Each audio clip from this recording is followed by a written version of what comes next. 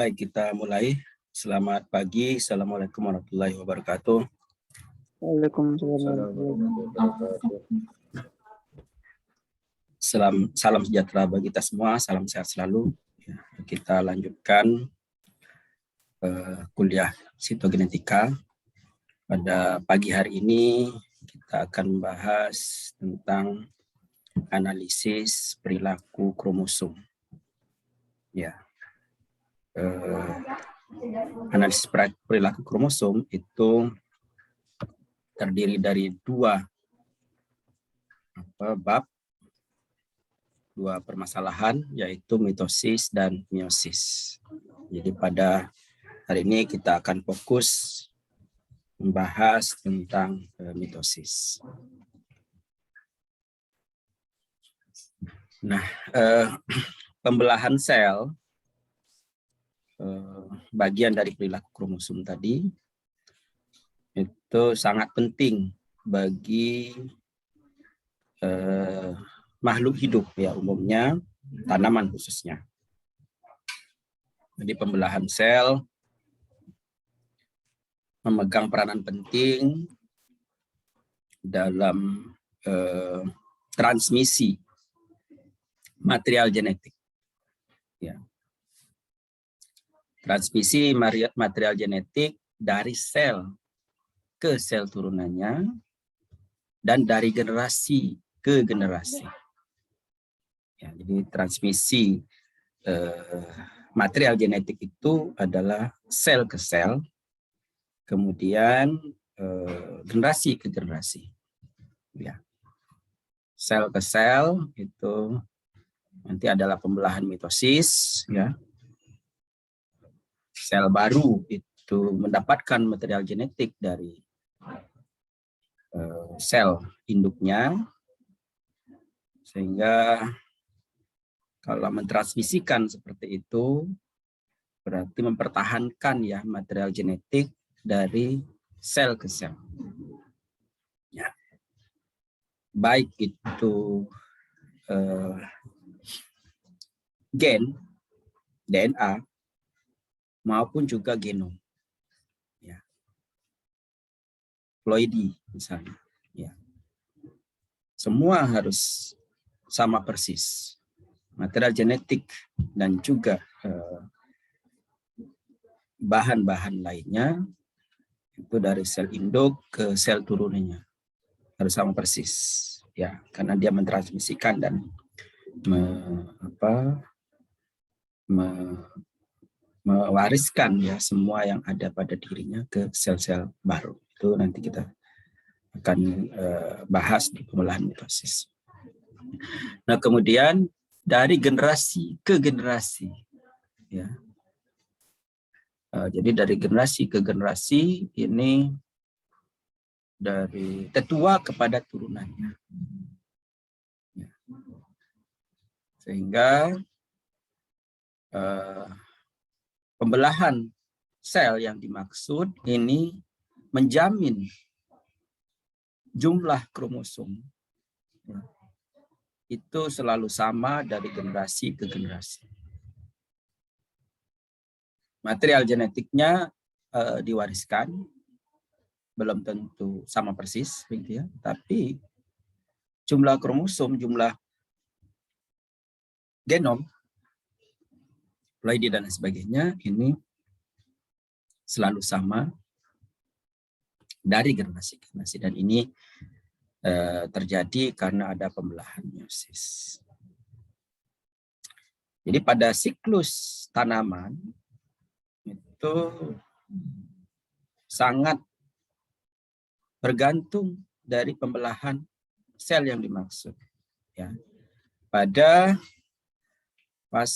bagian-bagian somatik, ya, mulai dari biji berkecambah, ya, sampai kepada awal pembungaan itu adalah pembelahan mitosis. Bahkan di dalam bunga pun pembelahan mitosis ada tetap terjadi. Ya.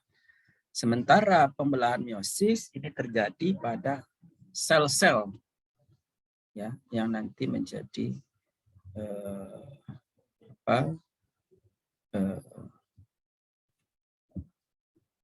polen ataupun juga menjadi sel telur. Bagian itu saja. Ya. Bagian-bagian yang lain itu bahkan kotak sari begitu ya. Kemudian bagian-bagian bunga yang lain itu juga adalah pembelahannya mitosis. Setelah pembelahan meiosis pun itu tetap terjadi ada pembelahan mitosis. Ya. Jadi satu siklus tanaman ini pembelahan mitosis jauh lebih banyak, jauh lebih sering dibandingkan dengan pembelahan meiosis.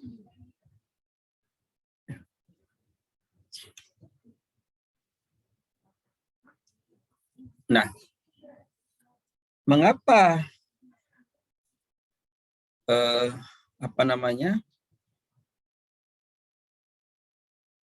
bagaimana awal dari pembelahan mitosis dan meiosis?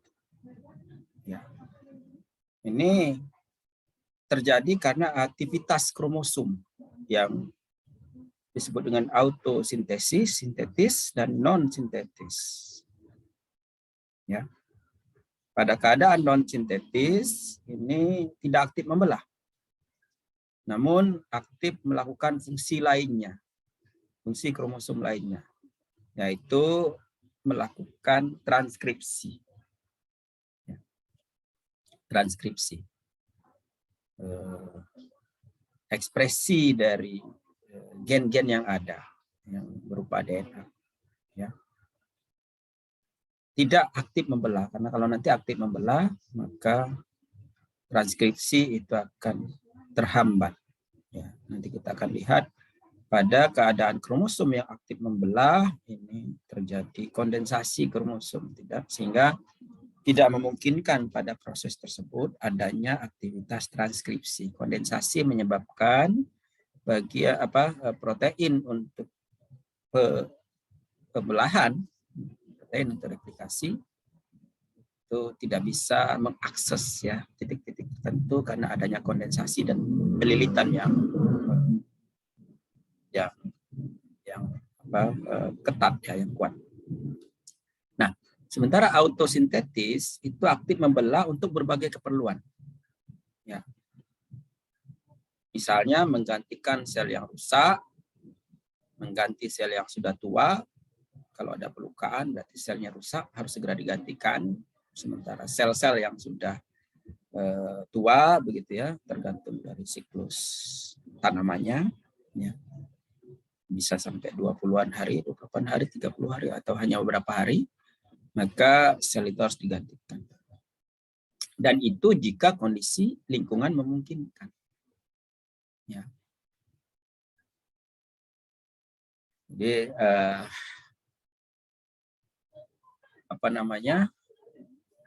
kalau kondisi lingkungannya memungkinkan untuk membelah, maka dia aktif membelah. Ya. Nah, karena itu lingkungan harus mensupport ya. Ya, agar aktif dia bisa, karena pembelahan sel itu memerlukan energi, memerlukan asupan-asupan protein tertentu dan lain sebagainya, dan energi dan bahan-bahan untuk pembelahan itu dihasilkan melalui fotosintesis dari daun.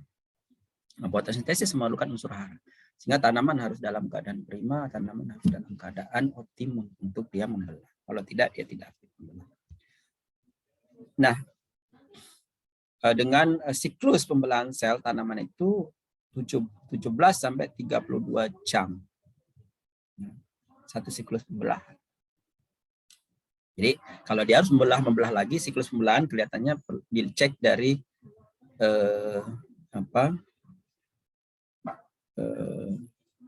tanaman yang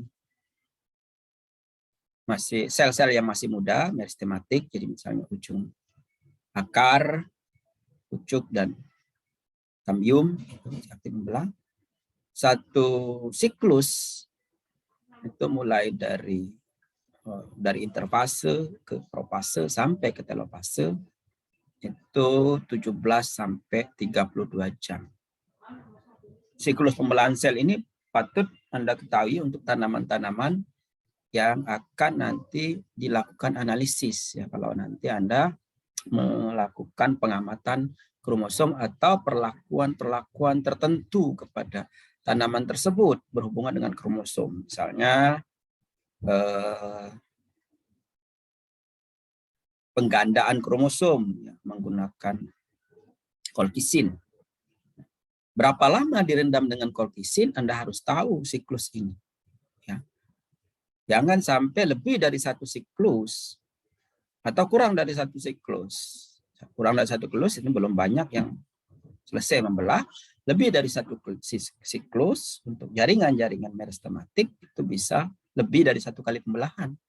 Sehingga kalau kita berharap dia akan mendapatkan 2 kali lipat, ya, dari 2X menjadi 4X, maka kalau lebih dari satu siklus itu bisa menjadi 8X. Itu berarti kemungkinan sel itu menjadi tidak aktif karena kromosom terlalu banyak. Sehingga perendaman kolkisin untuk tujuan ini memperhatikan siklus pembelahan sel ini. Yang umum orang melakukan perendaman 24 jam misalnya. 48 jam dilakukan juga, jadi yang siklusnya sudah 2 kali gitu ya. Itu sudah 8X, itu sudah tidak bisa lagi sel-sel itu aktif biasanya, maka dia berharap yang baru melakukan 1 kali pembelahan. Itu tujuannya 48 jam itu, sehingga tidak ada yang tertinggal, sel-sel yang tertinggal yang masih belum membelah.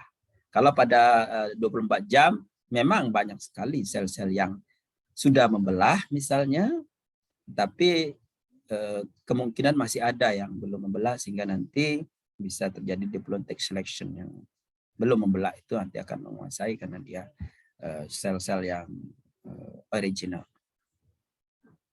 Ada pertanyaan? Kalau ada pertanyaan langsung saja buka audionya.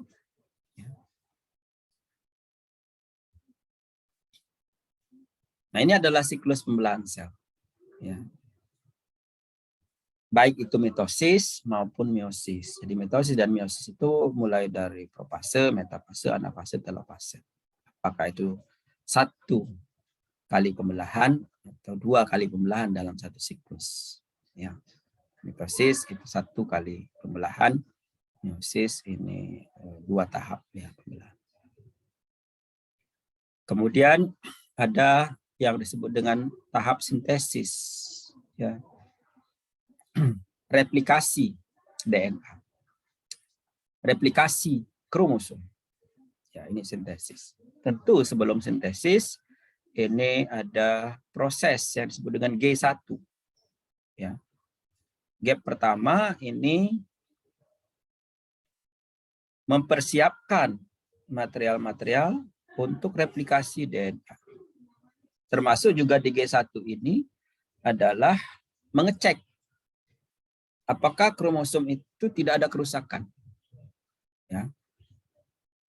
Salah satu checkpoint. Kalau dia ada kerusakan, maka tidak boleh masuk ke replikasi. Harus balik ke genol. Harus diperbaiki dulu. Harus di kromosom-kromosomnya di repair, disehatkan dulu. Ya. Tidak ada yang terpotong dan lain sebagainya. Nah, ini kembali ke genol. Ya. Kalau dicek lagi, kembali lagi dia mau pembelahan, dicek lagi nggak ada perbaikan, maka dia akan mengaktifkan program cell death. Ya. Ini yang sering terjadi yang sekarang, serangan COVID-19 pada sel-sel tertentu di paru-paru gitu ya. Selnya nggak repair, nggak kromosomnya masih rusak juga, ya. Maka dia mengaktifkan program cell death. Tidak boleh lanjut karena dalam keadaan kromosom yang tidak begitu baik, ya, akan terjadi mutasi dan sebagainya sel-sel baru. Sehingga program cell death itu banyak terjadi pada sel-sel yang terinfeksi oleh virus COVID. Nah, itu kan masalah. Kalau sebagian program sel death dilakukan di sel paru-paru, maka kematian kan banyak sekali. Itu yang gelombang sitokin ya. Gelombang sitokin itu ada 2. Ada yang virusnya mengaktifkan agar material tertentu itu untuk membunuh sel-sel yang aktif karena diidentifikasi sebagai asing gitu ya, karena dia ingin menghancurkan virus COVID-nya, sehingga yang virus sel-sel normal pun dihancurkan. Ya. Atau tadi ya, kita tahu bahwa infeksi dari COVID itu adalah menggunakan ya pembelahan di dalam sel itu ya dari bagian dari virus. Jadi pembelahan sel itu dikendalikan di situ di dalam, sehingga banyak kromosom-kromosom yang rusak yang ketika dia akan masuk ke dalam siklus pembelahan itu dianggap tidak valid sehingga diaktifkan program sel death. Nah, dua itu yang menyebabkan gelombang sitokinin itu sangat berbahaya, yang bisa menyebabkan kematian karena banyak sel-sel di paru-paru itu mati. Nah, itu G1, ada checkpoint. Nanti kita akan lihat checkpoint. Jadi replikasi itu akan siap kalau G1 itu semua siap, baik material DNA-nya maupun material yang lain. Ya, material yang lain. Tuh, protein tertentu begitu ya. Saya kira di analisis genetik itu sudah disampaikan Pak Subir tentang proses replikasi. Nah, sintesis ini memegang peranan yang cukup lama biasanya dari satu siklus pembelahan sel, karena dia harus mereplikasi DNA. Replikasi DNA tergantung juga dari origin of replication, orinya. Ya. Orinya ada berapa, titik orinya ada berapa di kromosom itu. Semakin sedikit titik orinya, maka replikasi akan semakin panjang.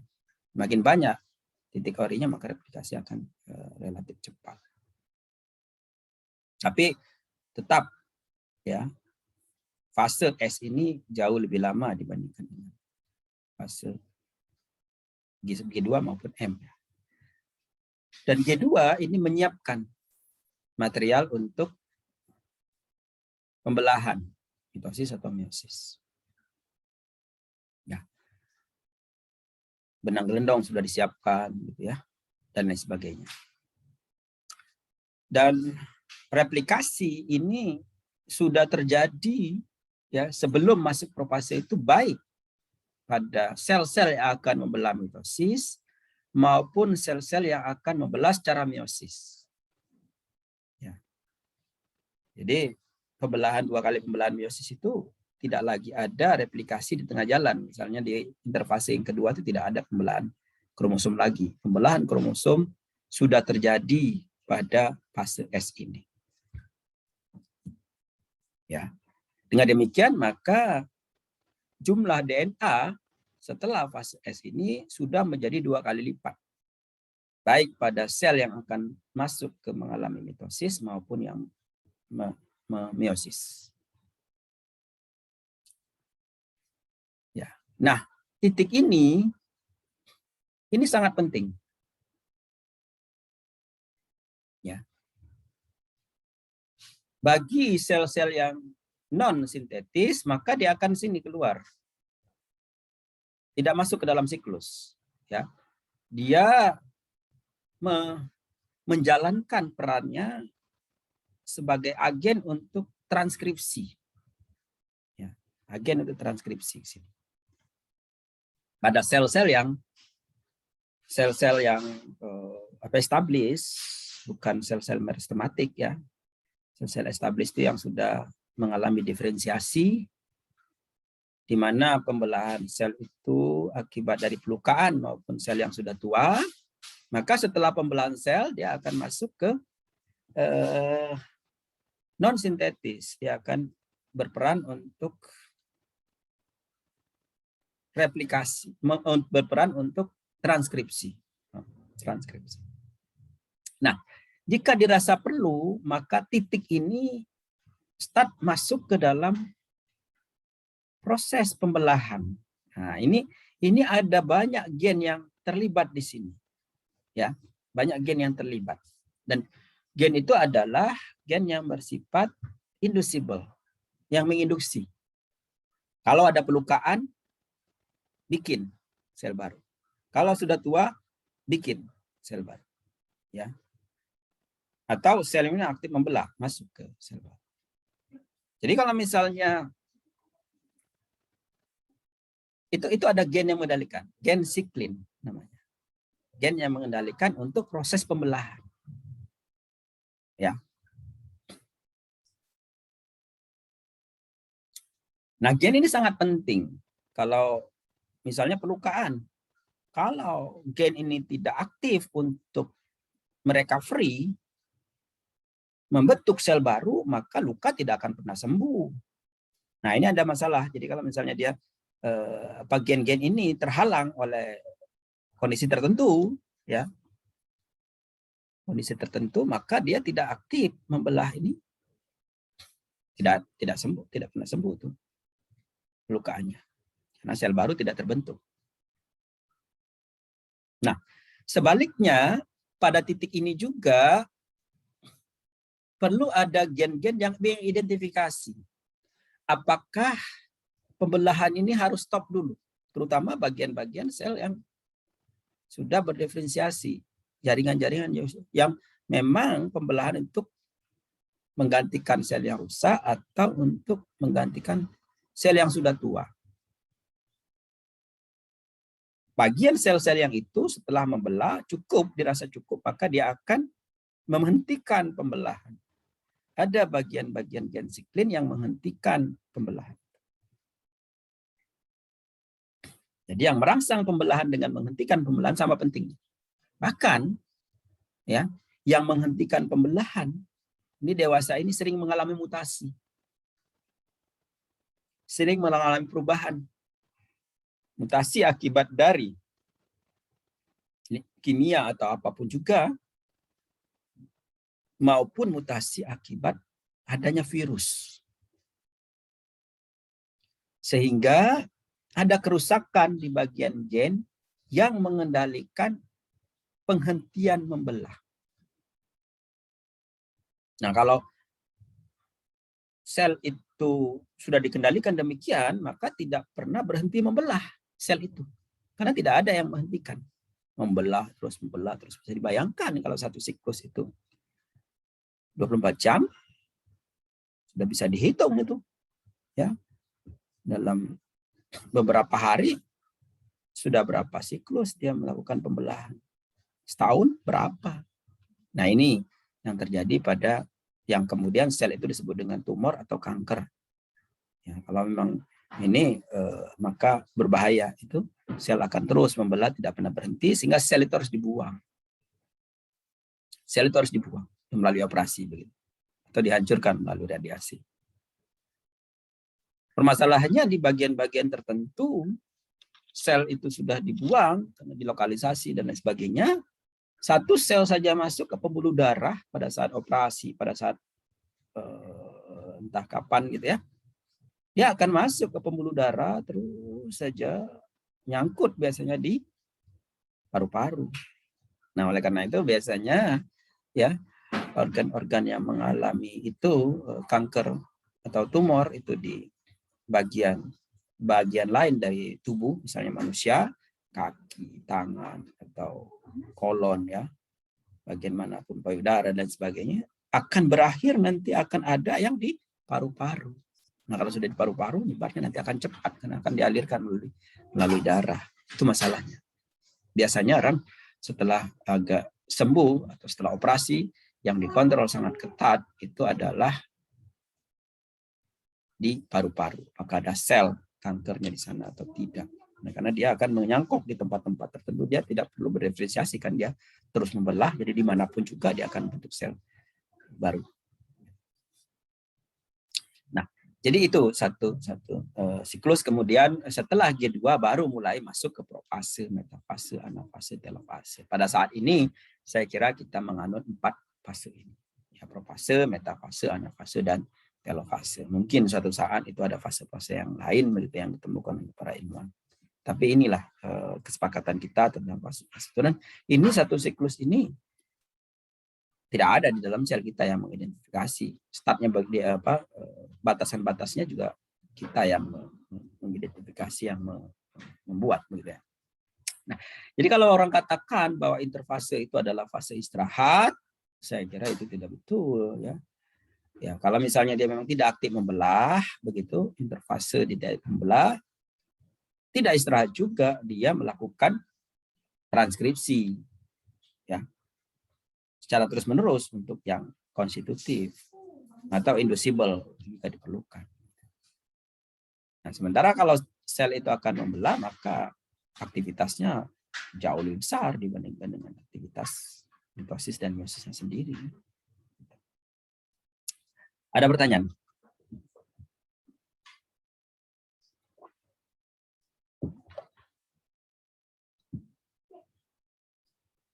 Apakah masih mendengar saya?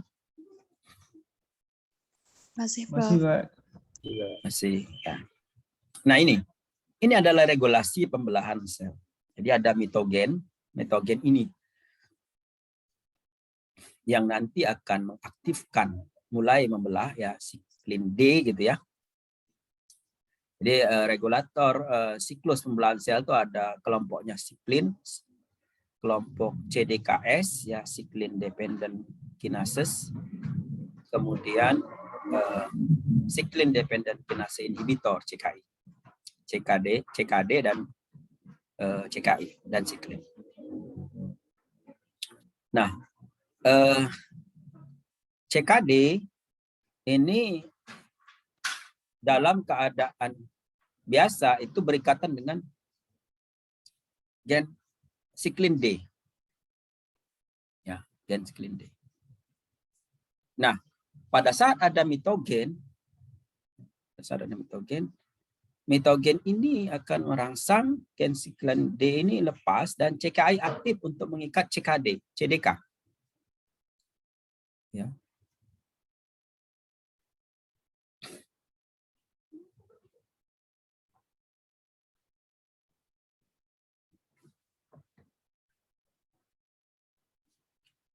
Dalam keadaan, saya ulangi, dalam keadaan biasa, CKI dan CKD ini itu akan berikatan. Akan berikatan, CKI dan CKD. CKI dan CKD itu akan berikatan, sehingga gen siklin ini akan menahan pembelahan sel. Siklin D-nya. Jadi protein ini menahan adanya proses replikasi. Nah, ketika ada mitogen, maka siklin D ini akan lepas berikatan dengan mitogen. Akan lepas berikatan dengan CDK. Nah, berikatan dengan CDK, lalu kemudian pengawalan itu lepas dan replikasi mulai terjadi di situ. Ya, akan lihat di sini. Jadi gen siklin itu contohnya pada Arabidopsis paling sedikit ada 15 siklin yang dikelompokkan dalam 9 grup, yaitu A1, A2 sampai A3, kemudian B1, B2, D1, D2, D3 dan 4. Dan inisiasi awal pembelahan sel ketika masuk ke fase G1 adalah terekspresinya gen siklin D. Gen siklin D ini akan tadi melepas, ya, ikatan protein yang menghalangi pembelahan. Nah, yang berikutnya adalah siklin dependent kinases. Kinases adalah ada dua kelompok, ada A dan D. CDKS-nya harus berikatan dengan siklin untuk aktivasinya. Ya, dalam keadaan bebas tak berikatan, CDKS tidak aktif karena katalistiknya, site-nya tempat ATP diblok oleh CKI. Ya. Jadi dalam keadaan itu bebas, tidak berikatan, maka CDK ini akan diblok oleh CKI, ya, sehingga gen siklin itu akan terikat pada bagian yang mengerem pembelahan. Ya.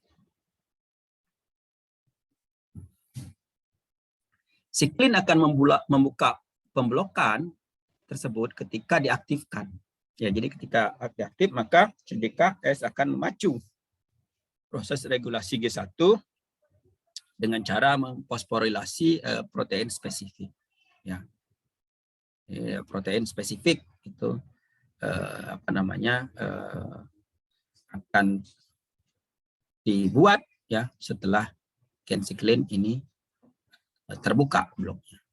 Nah, sementara CKI itu protein yang dapat menghambat aktivitas CDKS dengan cara mengikat tadi sudah sama dengan yang poin 2.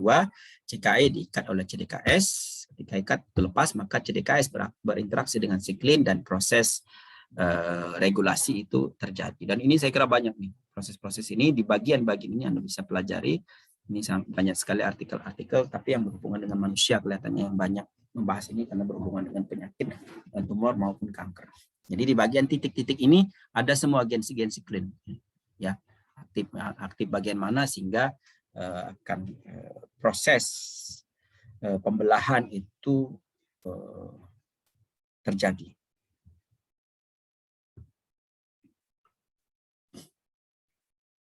Nah, untuk menjamin tadi saya sampaikan bahwa DNA bereplikasi dengan akurat dan separasi dari kromosom terjadi dengan benar, maka pada siklus sel itu dilakukan mekanisme checkpoint. Checkpoint itu pertama bertugas mendeteksi kerusakan DNA. Ya. Apabila terjadi kerusakan DNA, maka checkpoint akan memacu cell cycle rest sementara. Jadi untuk istirahat sementara untuk perbaikan DNA. Atau permanen sehingga sel memasuki fase senescence. Ya. Nah, jadi kalau misalnya mekanisme cell cycle arrest itu tidak cukup menjamin bahwa DNA yang rusak itu bisa diduplikasi, artinya DNA sudah siap dan sehat, maka sel akan dieliminasi dengan cara apoptosis, bunuh diri, mengaktifkan program cell death. Ya. Saya kira itu adalah proses dari sel untuk menjamin tadi bahwa material genetik dari sel ke sel itu selalu sama. Selalu sesuai jumlah kromosomnya maupun material genetik. Khususnya nanti material genetik yang berhubungan dengan mitosis. Kalau ada perbedaan, ada kerusakan-kerusakan, dan itu dipaksa untuk dia pembelahan sel, maka sel anaknya adalah sel anak yang rusak semua nanti. Nah, itu berbahaya kan bagi kelanjutan dari, apalagi kalau berhubungan dengan ekspresi gen-gen ekspresi yang konstitutif, yang harus terekspresi secara terus-menerus. Kalau itu selnya rusak dan tidak terekspresi, maka tidak akan mengancam kelangsungan dari makhluk hidup tersebut. Nah, checkpoint pertama ini dikenal dengan restriction point atau R dan muncul menjelang akhir G1. Jadi semua sudah siap akan masuk ke replikasi, dicek dulu. Nih, cek satu-satu. Oke, DNA-nya sudah bagus, sesuai, masuk ke S. Jadi DNA sel induk diperiksa apakah terdapat kerusakan atau tidak. Ini kalau kerusakannya berupa titik, ya, dan sudah diperbaiki, ya, mutasi titik misalnya, maka tidak dianggap kerusakan, ini bahayanya. Nah, kerusakan satu titik, maka sel-sel mutan yang mengalami mutasi satu titik itu akan terus diwariskan. Dia akan mengidentifikasi bagian-bagian yang agak besar, ya, misalnya terpotong itu atau apa bagian itu, ya, atau tidak nyambung, ada di bagian-bagian besar itu yang dianggap kerusakan. Jadi kalau mutasi titik yang terjadi sebelumnya kemudian menjadi normal kembali ininya, maka dia tidak dianggap sebagai kerusakan. Nah, tadi bila terdapat DNA rusak, siklus sel dihentikan sehingga mekanisme repair DNA rusak telah selesai. Jadi dia diistirahatkan dulu sampai dia selesai memperbaiki diri. Setelah melampaui R, sel menjadi komit untuk menyelesaikan keseluruhan satu siklus. No return point. Dan selanjutnya sel harus mampu melakukan replikasi DNA. Masuk dia ke S. Kembali bahwa bila tidak melampaui R, sel dapat kembali ke fase genom. Hilangnya kontrol dari R ini akan menghasilkan survival DNA yang rusak. Ini masalah, ya. Jadi kalau bagian yang rem ini, bagian yang ngecek ini yang bermasalah, BPK kalau dalam sistem keuangan negara, ya KPK-nya, kalau KPK-nya bermasalah, ya udah ini DNA yang dihasilkan akan rusak. BPK bermasalah, bagian ngeceknya bermasalah, ya sudah rusak. Nah, pada sistem sel biasanya R ini, kontrol R ini akan mulai menurun fungsinya pada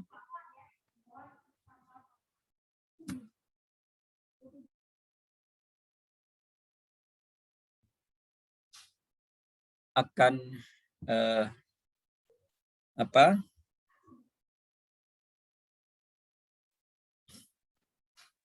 semakin tua umur tanaman, umur seseorang, maka R ini akan juga semakin bermasalah, sehingga akan banyak muncul mutan-mutan baru, akan banyak muncul sel-sel baru yang mengalami kerusakan.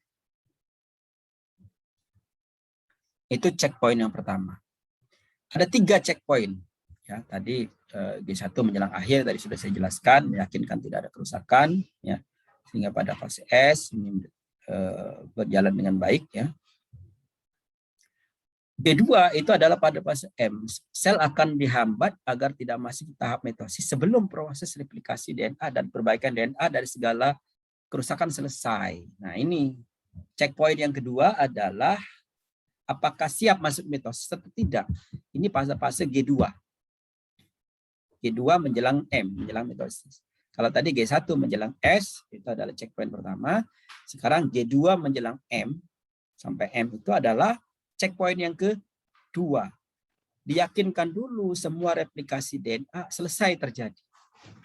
Ya. Baru masuk ke mitosis. Kalau tidak nanti masuk ke mitosis yang lain belum selesai replikasinya, itu kan masalah nanti. Ya.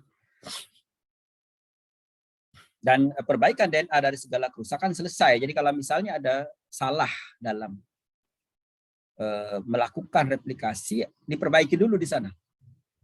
Perbaiki dulu. Ya. Misalnya terjadi lengkungan begitu karena ada pemasangan yang tidak pas begitu ya di DNA, maka dia akan potong dulu bagian yang tidak pas, kemudian dijalin kembali, ya, diperbaiki dulu. Ya. Sebelum serah terima istilahnya, ya. Kalau di berbagai proyek itu kan, proyek jalan, proyek rumah, proyek perumahan, proyek pemerintahan, itu sebelum serah terima dicek dulu, sudah mulus belum, sudah selesai belum, ya, ada kerusakan sudah sesuai nggak dengan ininya, dengan rencana awal, perjanjian awal, belum sesuai, perbaiki dulu. Jalan misalnya kan ada ininya, ada spesifikasi jalan. Nanti dicek itu di titik-titik tertentu ini ketebalannya bagaimana. Nah, kalau terjadi ketidaksesuaian, perbaiki dulu. Baru diserah terimakan. Nah, ini yang sering terjadi adalah yang ngeceknya ini. Cek sebentar gitu. Sudah sesuai, kong kali kong. Nah, ini masalah. Jalan 2 km belum sampai ke ujung, bagian depan sudah rusak gitu ya. Belum pakai setahun sudah rusak. Ini berarti ada yang keliru di tidak tahu bagian mana ya, yang apakah spesifikasi awal atau ceknya yang tidak betul begitu sebelum serah terima. Nah, ini jadi M tidak akan berlangsung kalau proses replikasi tidak selesai atau perbaikan akibat kerusakan akibat dari replikasi itu selesai. Nah, checkpoint yang ketiga adalah spindle checkpoint.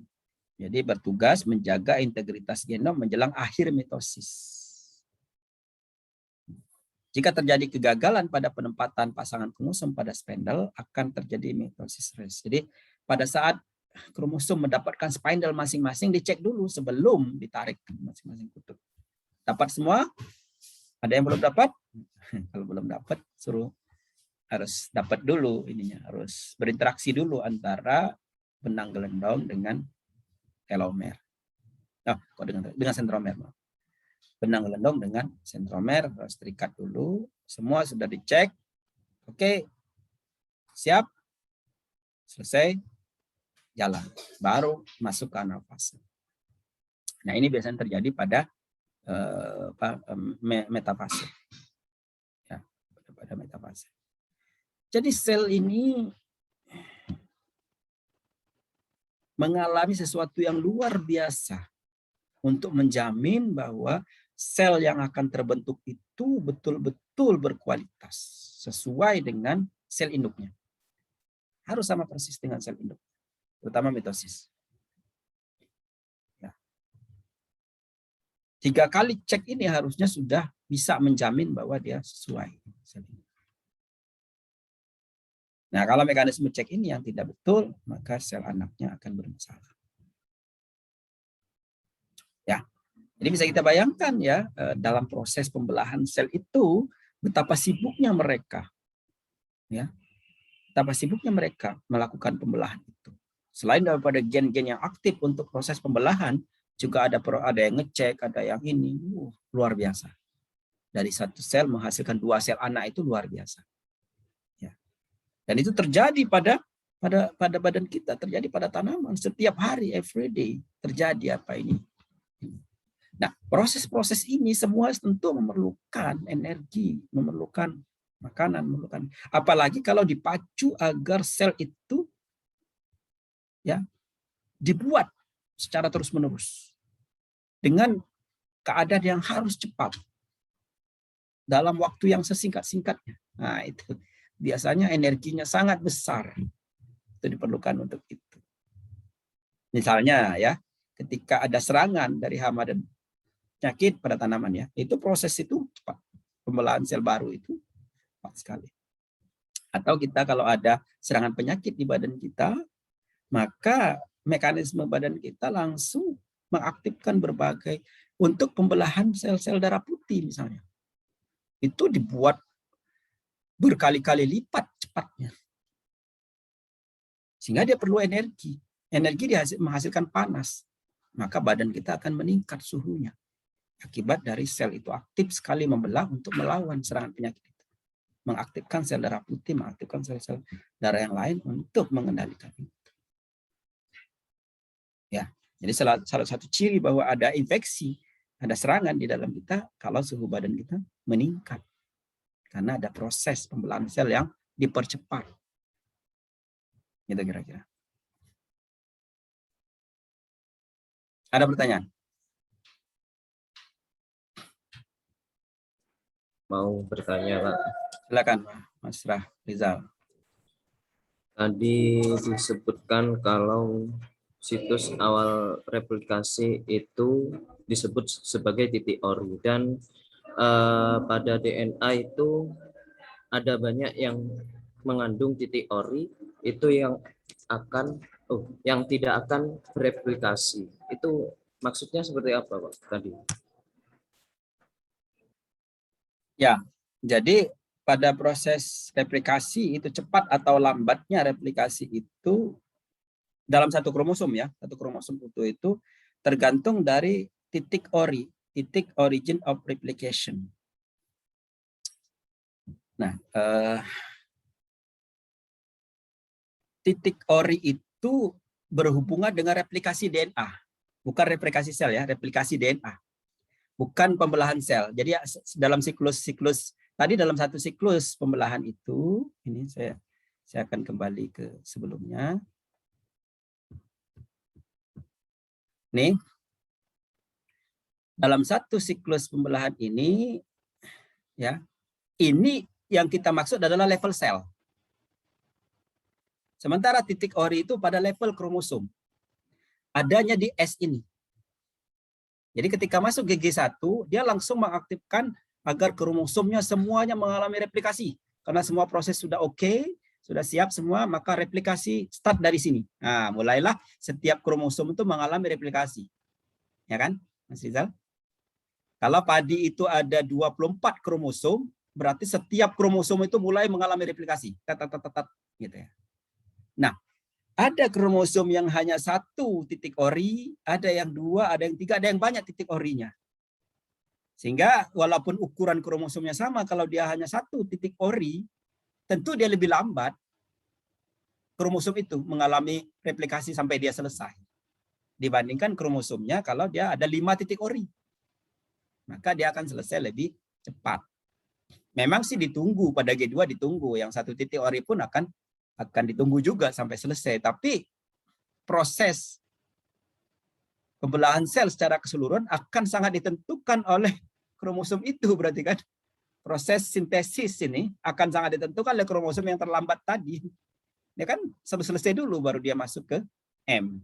Itu kan proses checkpointnya kan. Gitu. Ya.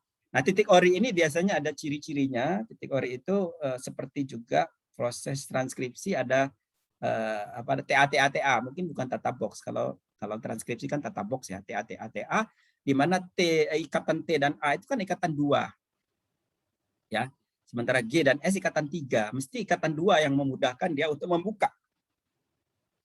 Kan pada saat replikasi itu kan dia harus dibuka itu. Set buka, dibuka lalu direplikasi bagian sebelahnya kiri kanan replikasi, kemudian dijahit lagi belakang kan gitu.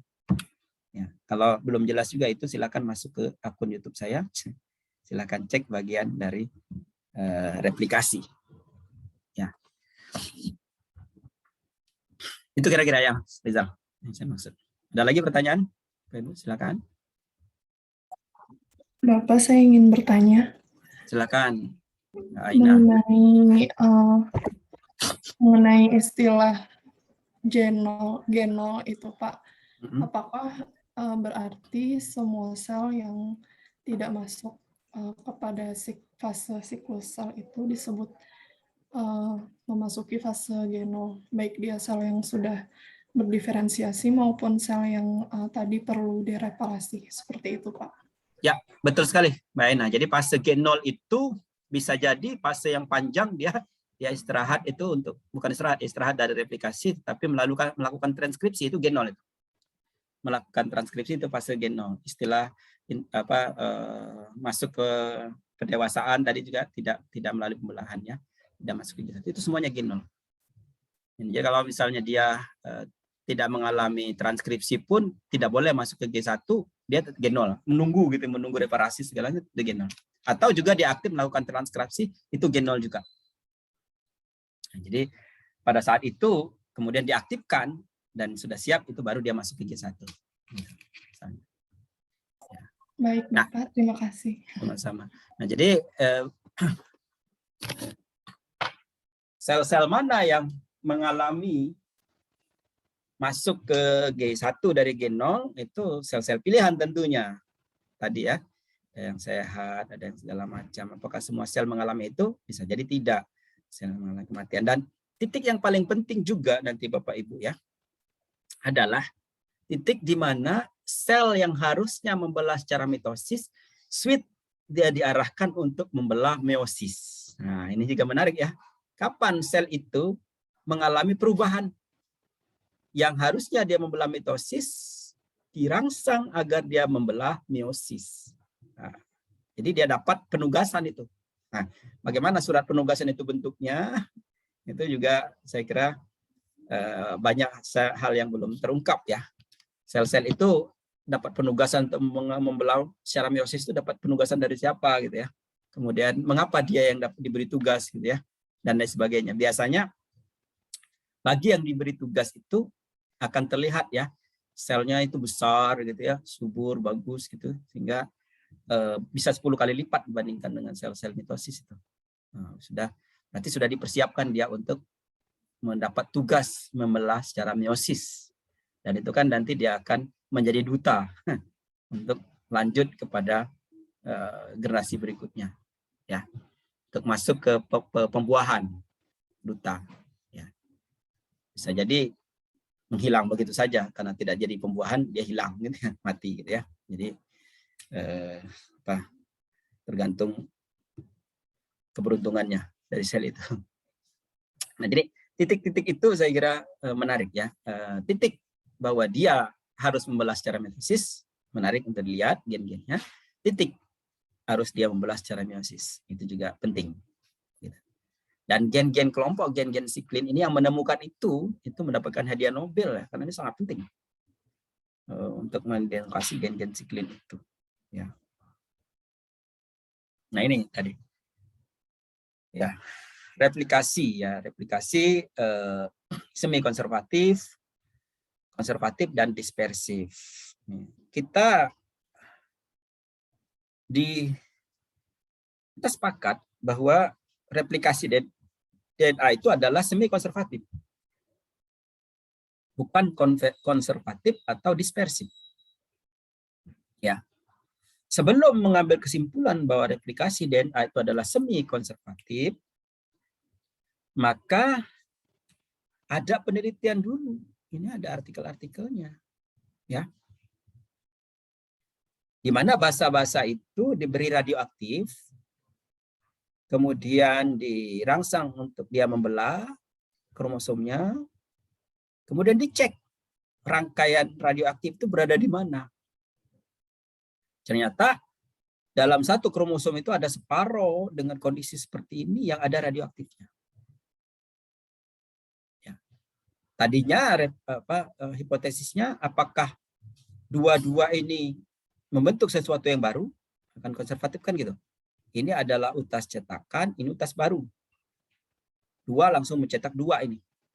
Atau sebagian-sebagian ini dicetak gitu ya, jadi belang-belang seperti ini, dispersif namanya. Separuh ini mencetak ini, separuh ini mencetak ini misalnya. Ini, separuh ini mencetak ini, separuh ini mencetak ini. Itu dispersif. Ternyata keadaan basa yang telah ditempelin radioaktif itu kondisinya seperti ini. Sehingga disepakati bahwa replikasi DNA itu terjadi secara semi konservatif. Di mana dalam dua utas DNA itu, double helix itu, ya, satu utas adalah utas lama, satu utasnya adalah utas baru. Itu adalah semi konservatif. Jadi pada sel anak yang dihasilkan itu separohnya berasal dari yang baru, separohnya berasal dari yang lama. Dan kondisi yang baru yang lama itu terletak pada pasangan-pasangan. Baru kita masuk. Jadi setelah replikasi S itu masuk ke mitosis. Nah, tadi sudah disampaikan bahwa mitosis itu merupakan pembelahan inti. Kita bicara pembelahan inti. Kita tidak bicara pembelahan mitokondria maupun kloroplas. Kemungkinan akan berbeda cara pembelahannya. Ya. Pembelahan inti yang berhubungan dengan pembelahan sel-sel somatik, sel tubuh eukariotik. Jadi sel-sel somatik itu ya sel tubuh ya, maupun juga pada sel bagian yang reproduktif, bagian bunga yang bukan merupakan sel gamet. Ya. Misalnya mahkota bunga itu sel somatik itu. Kelopak bunga itu sel somatik ya. Kemudian tangkai sari itu sel somatik, kotak sari sel somatik. Polennya itu yang sel gamet. Ya. Nah, pembelahan mitosis itu menghasilkan dua sel baru yang jumlah kromosom dan kandungan genetiknya identik dengan sel anak. Kata-kata yang betul itu adalah identik dengan sel anak. Mengapa itu? Identik. Maksudnya identik dengan sel induk, bukan sel anak. Sel anaknya identik dengan sel asalnya atau sel induknya. Mengapa tidak menggunakan jumlah kromosom dan kandungan genetiknya sama? Ada yang bisa mengajukan argumentasi? Mengapa bahasanya kandungan genetiknya identik? Tidak dibilang sama saja gitu.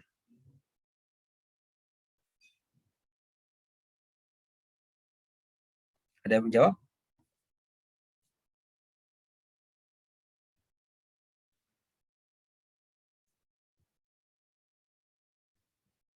Belum ya? Belum.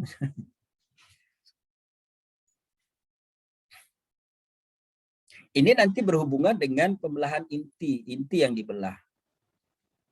Ya. Ada juga pembelahan DNA yang ada di genom yang ada di sitoplasma, mitokondria dan kloroplas.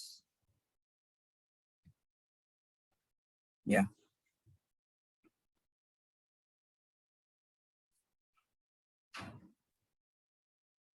Pada pembelahan mitokondria dan kloroplas, ya, kemudian nanti masuk kepada sel baru, kita akan lihat nanti proses anafase, akan terjawab nanti pada proses anafase. Ya. Bahwa misalnya masing-masing kromosom ditarik ke masing-masing kutub, ya. Yang ditarik ke masing-masing kutub itu adalah kromosom. Mitokondria dan kloroplas tidak terkait dengan benang gelendong. Sehingga tidak ada yang menarik ke masing-masing kutub, ya, mitokondria dan kloroplas hasil pembelahan itu. Misalnya satu mitokondria menjadi dua, lalu ditarik satunya ke kutub utara, satu kutub selatan, atau kiri dan kanan, atau depan, atas, bawah. Tidak ada itu. Sehingga yang betul-betul dibagi dua sama persis itu adalah kromosom inti. Mitokondria dan kloroplas tidak. Jadi kalau mitokondrianya itu ada 1000, maka 1000 dikalikan 2 akibat dari replikasi akan 2000.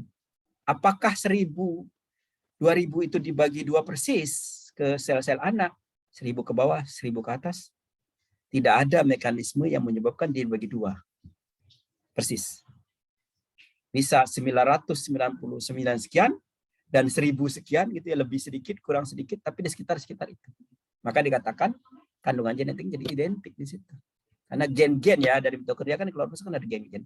Gen-gennya tidak sama persis jumlahnya. Ya, memang mitokondria dan kloroplas itu gennya sama. Jadi kalau 1000 dengan 1002 itu tidak terlalu berbeda, ya. Karena gennya sama untuk setiap mitokondria dan setiap kloroplas. Paham ya? Ada pertanyaan? Pembelahan inti ini disebut dengan karyokinesis yang akan diikuti oleh proses pembelahan sel atau sitokinesis. Pembelahan inti ini dilanjutkan dengan pembelahan sel. Kalau pembelahan inti tidak selesai, maka pembelahan sel tidak dilakukan. Nah, ini sangat penting. Kapan itu pembelahan inti itu tidak selesai? Kalau berhenti pada proses metafase, tidak sampai ke anafase. Kalau anafase tidak berlanjut, tentu tidak ada telofase. Kalau tidak ada telofase, ya tidak ada pembelahan sel kan, gitu. Kapan itu terjadi? Ya pada saat benang gelendong tidak diaktifkan. Pada saat benang gelendong tidak aktif kan, ada senyawa kimia tertentu. Misalnya ada kolkisin tadi, sehingga tidak ada benang gelendongnya, tidak ada benang gelendong, tidak ada anafase kan. Tidak ada anafase, maka kromosom menjadi 2 kali lipat dalam satu sel karena sel tidak membelah. Nah itu maka mengapa kromosom itu menjadi 2 kali lipat jumlahnya, ya, akibat dari perlakuan kolkisin. Karena karyokinesis tidak terjadi, ya, pembelahan sel tidak terjadi. Syarat karyokinesis itu harus ada anafase, telofase. Sementara kalau benang gelendong tidak ada, dia akan berhenti di metafase, kemudian dia akan masuk lagi ke interfase, masuk lagi siklus berikutnya 2 kali lipat, jadinya maka 4 kali lipat. Nah, seluruh proses mitosis ini membutuhkan waktu setengah hingga berapa jam tergantung jenisnya mitosis ya. Mitosisnya sendiri setengah sampai beberapa jam ya. Mitosis ujung akar bawang merah itu bisa 83,7 menit. Itu berarti hampir 1,5 jam. Dan bisa jadi proses mitosis ini pada jam-jam tertentu. Ini Bapak Ibu yang nanti akan pengamatan kromosom harus paham. Bisa jadi semua proses tadi pada jam tertentu saja. Semua sel mengalami mitosis itu pada jam 5 pagi misalnya. Maka Anda harus pengamatan kromosom jam 5 pagi. Kalau tidak, nggak dapat ya mitosis. Pengamatan kromosom itu kan pengamatan mitosis sebetulnya. Kalau mitosis tidak ada, ya, pengamatan kromosom itu kan pengamatan proses pembelahan sel tadi dari profase sampai telopase. Kalau itu tidak terjadi ya tidak bisa. Ya, apalagi yang kita perlu cek itu adalah metafase mitosis. Ya, harus pada jam itu. Hampir semua tanaman dia pada jam-jam tertentu. Meskipun ada juga yang anytime. Jadi misalnya akar bawang itu kan hampir 24 jam ada sel yang membelah. Ya. Maka bawang dijadikan tanaman model untuk pengamatan kromosom. Karena jam 7 ada, jam 8 ada, jam 9 ada, terus gitu ada ya. Padi, jangan harap kita dapat ya ketika kita amati jam 8. Karena dia pagi-pagi pembelahannya. Kalau dia hanya perlu waktu 1,5 jam, selesai semua. Sehingga kalau kita pengamatan jam 8 pagi, semuanya dalam keadaan interfase. Ya. Tidak ada yang mengalami pembelahan mitosis. Nah, jadi kalau Anda akan pengamatan tentang kromosom, berarti pengamatan metafase harus dicek selama 24 jam. Jam berapa mitosis terjadi?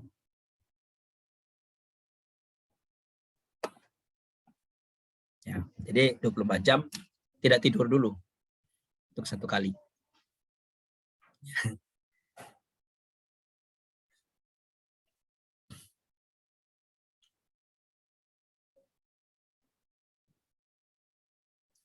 Beberapa tanaman ini berbeda-beda.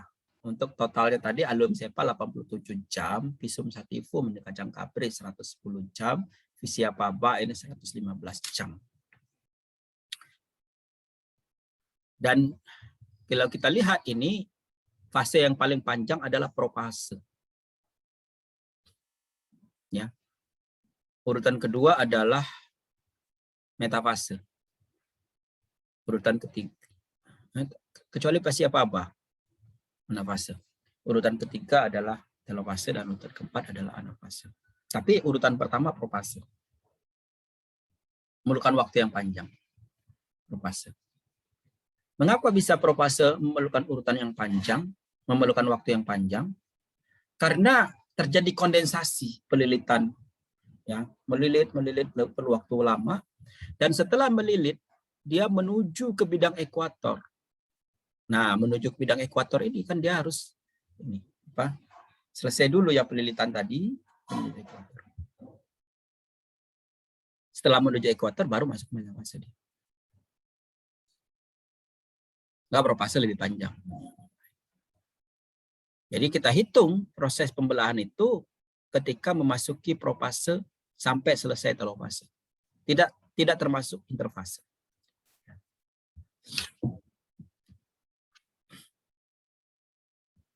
Baik, kita lanjutkan. Nah, ini interfase saya katakan tadi. Saya kira saya tidak bicara G1, S dan G2 ya. Tadi saya juga sampaikan bahwa interfase merupakan tahap yang paling penting karena terjadi sintesis DNA menuju replikasi kromosom. Ya. Apakah replikasi sentromer sudah terjadi juga di sini?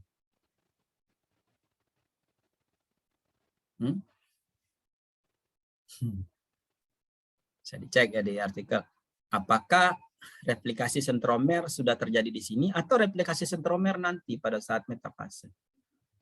Atau replikasi sentromer sudah terjadi tetapi masih terikat? Mana yang betul? Ya, teman-teman semua, semakin kata banyak mempelajari sesuatu, semakin banyak kita tidak tahu. Kalau di S1 mungkin kita hanya mempelajari interface segala, tapi sekarang sudah mulai mendalam, ya, gitu. Mulai mendalam. Salah satunya tadi proses titik point segala macam apa yang terjadi di sana, banyak yang kita tidak tahu.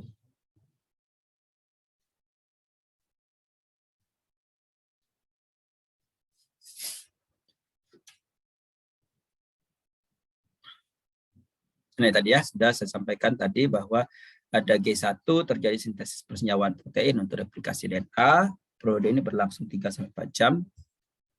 Sintesis itu 7-8 jam. Ya. Jadi kalau mitosis sendiri 1-1,5 jam, G1-nya sendiri 3-4 jam. S itu 7-8 jam. Karena S itu yang menjadi sangat penting replikasi tadi, berhubungan juga dengan titik ori.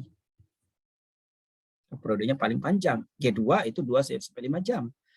Terjadi sintesis protein yang diperlukan dalam proses mitosis. Seperti subunit benang gelendong, organel-organel lain itu juga sudah mulai disiapkan di sini. Ya.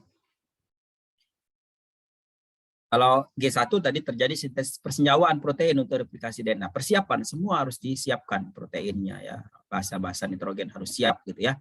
Sudah mulai ada ekspor impor dari luar dan dalam gitu kan. Ini kan karena senyawa-senyawa itu kan diletakkan di luar, apa diprosesnya di luar inti. Sementara ini masih dilakukan di inti ya Bapak Ibu. G1, S dan G2 itu masih berlangsung di inti, masih ada membran inti di situ. Jadi betapa sibuknya lalu lintas di membran inti itu. Keluar RNA, masuk ke ribosom. Ya, masuk ke ribosom, diproses menjadi protein yang perlukan untuk sintesis masuk lagi ke inti. Dia perlu basanya dimasukin semua bertrek-trek gitu ya. Adenin, timin, guanin, sitosin kan harus dimasukin lagi semuanya ke inti karena proses replikasi. Kan basanya harus ada. Kalau basanya nggak ada, gimana cara masanginya? Ya. Protein basa harus siap. Sementara bagian-bagian itu dibikinnya di ribosom, di luar inti. Jadi proses keluar masuk itu luar biasa di situ. Dan tidak boleh sembarang orang bisa masuk. Pertanyaannya kenapa masih ada yang bisa masuk di sana? Misalnya virus itu. Kenapa RNA virus itu bisa masuk sampai ke ini, apa namanya, inti? Nah ini saya kira ada benteng yang jebol di situ. Kenapa RNA? Karena dia bisa berupa RNA masalahnya. Maka sebetulnya ada bagian yang RNase. RNase itu kan mengidentifikasi jumlah RNA yang berada di bergentayangan yang dihasilkan ya dari proses itu. Kalau jumlah RNA-nya levelnya 2 kali lipat dari yang semestinya, maka RNase bekerja dihancurkan. Maka dalam proses transkripsi yang Pak Sobir sampaikan di analisis genetik, ya, itu ada cara melindungi RNA atau agar tidak dihancurkan karena RNase kan bekerja terus menghancurkan itu. Ya. RNase. Kalau tidak dibentengi maka sebelum sampai ke ribosom RNA yang dihasilkan dari proses transkripsi habis. Dihancurkan oleh RNase. Maka harus ada cap, ada metilase ya, double A ya. Ada apa lagi? Ada bagian depan, bagian belakang semua dilindungi. Poli A, sehingga RNase itu sudah nyentol di E tapi E-nya panjang sehingga belum nggak nyampe ke bagian yang penting gitu ya. Sudah ditipu oleh E-nya yang di situ yang di Ada pertanyaan?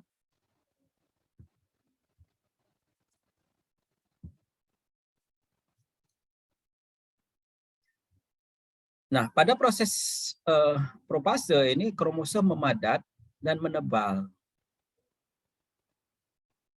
Mulai terlihat 2 untai kromatik yang masih terikat pada 1 sentromer. Nukleus dan membran nukleus menghilang. Menghilang kemana ya? Tiba-tiba nanti muncul lagi gitu. Selama dia pembelahan ada di mana dia? Kok bisa menghilang? Bukankah ini adalah material-material juga? Kenapa bisa menghilang dan kenapa bisa muncul lagi? Itu Anda harus cek itu. Kenapa harus dia menghilang? Kenapa tidak ada aja di situ gitu ya, kontrol gitu ya? Kenapa harus menghilang? Itu juga menjadi pertanyaan.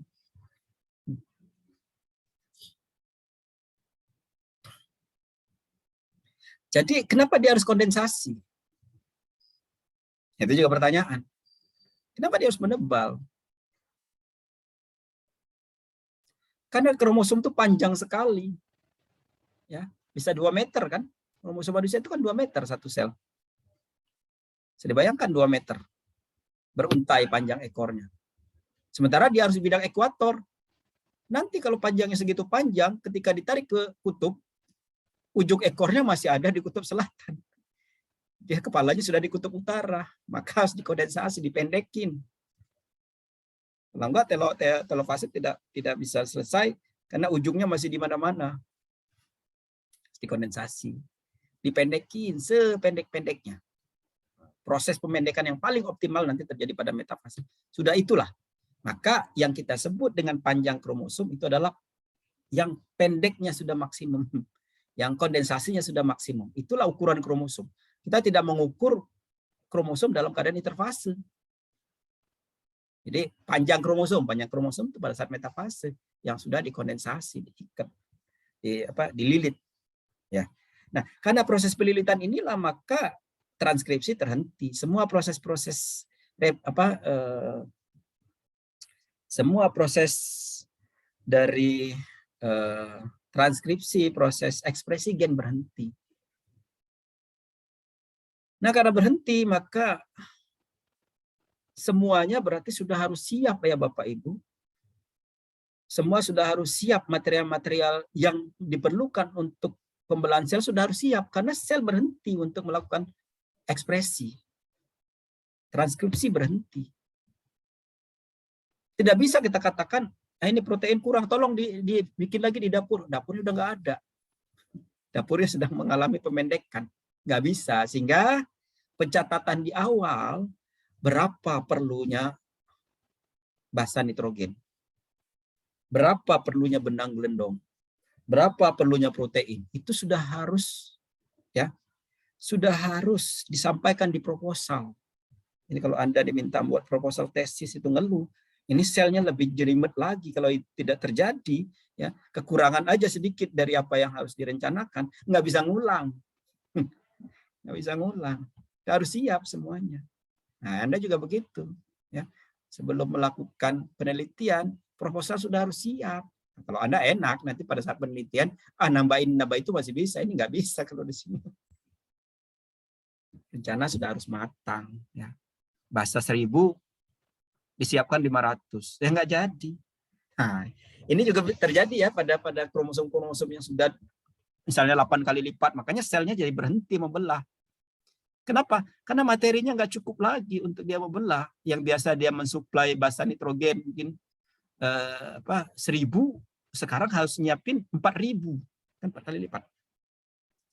Nah, dia paling banter dia nyiapin 2000. Ini karena paling banter dia nyiapin 2000, maka dalam keadaan tetraploid yang masih survive. Octaploid sudah tidak survive untuk sel itu. Karena dia tidak terbiasa menyiapkan dalam jumlah banyak. Gitu. Itu kira-kira ya. Ini makin lama saya bicara makin banyak yang Anda tidak tahu nih. Makin banyak pertanyaan masalahnya.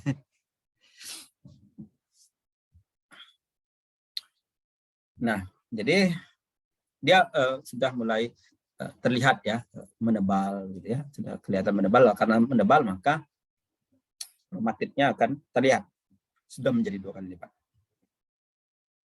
Material DNA sudah 2 kali lipat pada saat replikasi selesai. Tapi terlihatnya pada saat propase.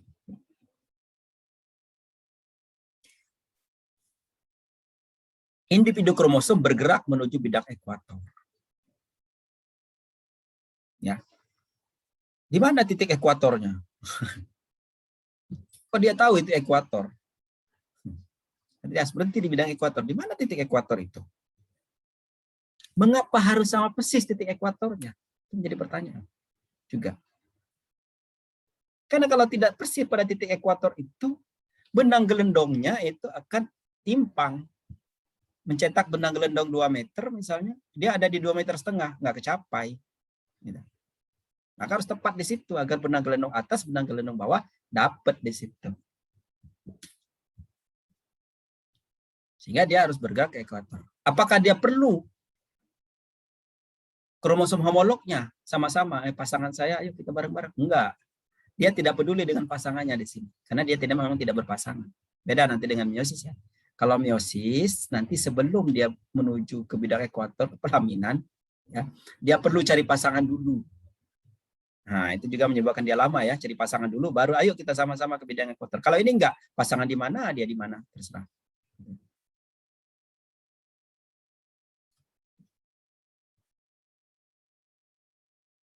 Nah, nanti pada kalau meiosis mencari pasangan itu tidak mudah juga. Anda sudah merasakan itu. Tidak perlu waktu lama. Ya. Nah, jadi di bidang ekuator. Lalu benang gelendong melekat pada sentromer. Kondensasi kromosom mencapai maksimum. Titik maksimum kondensasi di sini maka kita mengidentifikasi kromosom itu pada metafase mitosis. Pada metafase inilah kita identifikasi panjangnya, panjang lengan pendek, lengan panjang, ukurannya dan lain sebagainya, bentuknya ya, kromosom besar, kromosom kecil, ploidinya dan lain sebagainya pada fase ini. Sehingga ya kalau orang katakan pengamatan kromosom itu ya pengamatan pada metafase mitosis. Studi sitotaksonomi itu terjadi pada metafase mitosis. Lalu pertanyaan saya ini, benang gelendong melekat pada sentromer. Sentromernya membelah dulu atau akibat dari sentromer atas bawah melekat sehingga dia menjadi membelah.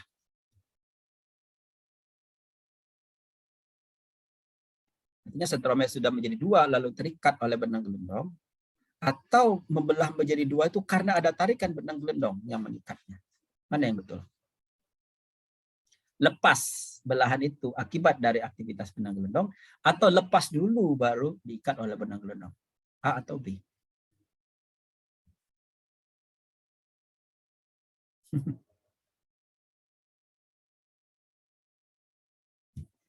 Ini menjadi sangat penting ya untuk dijawab. Ya, karena nanti kaitannya dengan banyak hal ya. Kira-kira kalau saya bercerita dari tadi tentang aktivitas kolkisin itu jawabannya A atau B? A itu apa tadi? B itu apa? Lupa lagi. A itu adalah A itu apa ya? Silakan Mbak Aina. B kalau saya, menurut saya. B itu yang mana? Coba diuraikan karena di sini tidak ada tulisan AB-nya. Iya. B itu yang benang gelendong terikat dulu baru lepas atau lepas dulu baru terikat? B itu lepas dulu baru terikat ya? Iya, lepas dulu baru terikat. Ya. Lepas dulu menurut Mbak Aina, lepas dulu baru terikat. Bukan terikat dulu baru dia melepas. Ada yang tidak setuju? Sependapat dengan Mbak Aina, Prof. Oh, sependapat ya. Jadi lepas dulu baru terikat. Ya. Ya, betul ya. Jadi dia harus lepas dulu baru terikat. Ya, karena saya menanyakan di metafase bukan di anafase. Anafase kan boleh narik tuh. Jadi lepasnya sentromer itu bukan akibat dari adanya benang gelendong, bukan akibat dari ditarik oleh benang gelendong, bukan. Lepasnya itu memang dia harus sudah lepas, karena kalau dia tidak lepas, benang gelendong itu hanya boleh mengikat 1. Jadi kalau dia belum lepas berarti 1 benang gelendong, maka harus lepas dulu baru dia 2 benang gelendong bisa terikat. Ini bisa dibuktikan ya. Jika benang gelendong tidak ada, maka kromosom tetap lepas dan akan mengganda kembali, kan begitu ya. Jadi dia tetap lepas dan mengganda, akan masuk ke interfase lagi, membuat kromosom baru. itu buktikan bahwa dia lepas memang setelah itu. Tanpa ada benang gelendong dia pun lepas. Menjadi tetraploid, kan gitu. Ya. Lepas menjadi tetraploid, kalau benang gelendong tetap tidak ada, maka dia akan menjadi octaploid. Gitu. Nah, jadi Anda betul. Nah, jadi kromosom itu paling ideal ya studi sitotaksonomi itu pada metafase mitosis paling ideal. Oleh karena itu fase ini juga dijadikan untuk analisis karyotipe. Digunakan untuk analisis karyotipe. Kalau Anda melakukan analisis karyotipe itu maka menggunakan metafase mitosis. Karyotipe itu adalah gambaran suatu individu atau grup individu yang berkerabat yang ditunjuk oleh bentuk, morfologi, dan jumlah kromosom. Jadi kalau ada susunan kromosom ya dari tinggi kepada pendek dan lain sebagainya, itu adalah analisis karyotipe. Bisa terlihat di situ panjang kromosom, lengan panjang, lengan pendek, jumlah kromosom, dan ploidinya. Apakah dia diploid, tetraploid, dan lain sebagainya. Itu karyotipe. Analisis karyotipe itu adalah menggunakan metafase. Karyotipe itu penciri spesies, apakah dia diploid, tetraploid, jumlah kromosom, dan lain sebagainya.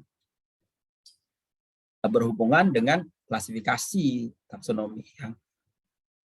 Atau galur substitusi dari monosomik atau polisomik. Jadi kalau ada galur-galur baru, galur-galur substitusi kromosom baru dari kromosom dari tanaman liar itu akan terlihat di situ. Studi reorganisasi kromosomal yang juga dilakukan. Yang berikutnya adalah anafase.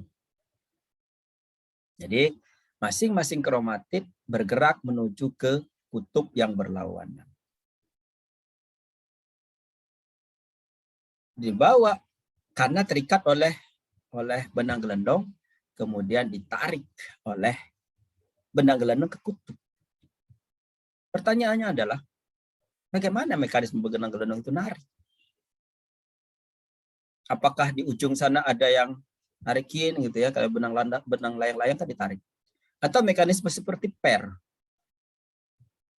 Lempar, set, tarik. Tertarik gitu ke situ. Jadi mekanisme benang gelendong itu seperti apa? Gitu. Benang gelendong itu tidak terlihat oleh mata ya, bahkan di mikroskop juga nggak kelihatan. Yang kita lihat adalah aktivitasnya. Aktivitas benang gelendong kan bisa kita lihat di sini nih, di bagian atas ini nih, ya. Ini kan nggak kelihatan benang gelendong. Yang ada adalah seperti huruf V, itu berarti ada aktivitas benang gelendong. Benang gelendong sini tidak kelihatan, ya, saking halusnya karena dia tidak terwarnai. Nah, jadi bagaimana aktivitas benang gelendong itu bisa menarik? Nah, ini kajian sendiri itu. Bagus, menarik untuk dilihat. Bagaimana proses itu terjadi? Saya kira penting itu karena bahan senyawa apa yang menyebabkan aktivitas benang gelendong itu hilang. Gitu. Nah, ditarik. Saya katakan tadi ya, kromosom ditarik ke kutub oleh benang gelendong. Hanya kromosom yang ada di DNA inti. Bagaimana dia membagi bagaimana dia membagi plastida, bagaimana dia membagi mitokondria. Nah, ini juga menjadi pertanyaan. Sel-sel baru itu kan harus kebagian mitokondria dengan jumlah yang cukup. Nah, itu saya jawab tadi di depan bahwa tidak ada mekanisme untuk membagi dua sama persis untuk mitokondria dan kloroplas. Jadi kalau mitokondrianya itu ada di ujung sini, lalu dia menjadi dua di sini, karena ada pembelahan, satu menjadi dua, tidak ada mekanisme agar dia terdorong ke kutub sini. Nggak ada. Ya. Kalau yang ada di sini, kemungkinan ya ikut ke sini dan ke sini. Karena misalnya ada mekanisme seperti gelombang ya, seperti orang ngejala, kemudian ada arus yang ikut, arusnya ke sini dan arus ke sini akibat aktivitas benang gelendong menarik sekumpulan ini. Ada arus yang diciptakan sehingga yang bagian tengah ini ke kiri dan ke kanan. Jadi kalau dia plastida dan kloroplasnya ada di sini, kloroplas misalnya, maka dari 1 menjadi 2 itu persis sama. Artinya persis sama itu kalau dia normal aja. Tapi kalau tidak, nih, misalnya ada plastida yang bagian gen membuat hijaunya itu rusak. Bagi plastida rusak ini. Gen membuat hijau itu ya. Dari 1 menjadi 2 dia rusak, kosong. Tidak dibagi 2 begitu. Nanti membelah berikutnya dari 2 menjadi 4.